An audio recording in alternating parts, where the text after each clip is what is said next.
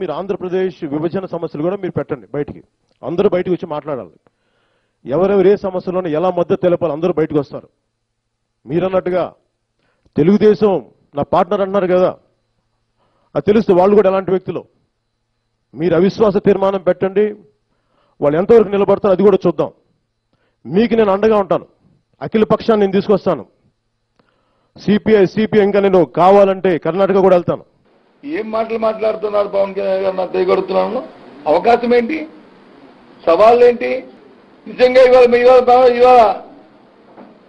మీ ద్వారా, ఈ ప్రధానికం ద్వారా రాష్ట్ర ప్రజలుగా చేస్తే మీరు కోరితే, రాష్ట్ర ప్రజలు చేసే ఎజెండా మాలాగా మీకుంటే, ఆ చిత్తశుద్ధి జగన్మోహన్ రెడ్డికి ఉన్న చిత్తశుద్ధి మీకు కానీ ఉంటే, ఇవాళ మేము అవిశ్వాసాన్ని మేము పెడుతున్నాం.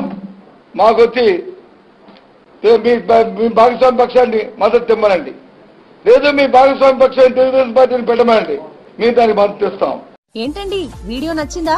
అయితే ఓ లైక్ వేసుకోండి, లేదంటే ఓ కామెంట్ చేయండి. ఎప్పటికప్పుడు మా వీడియోస్ చూడాలంటే సబ్స్క్రైబ్ చేసుకోండి.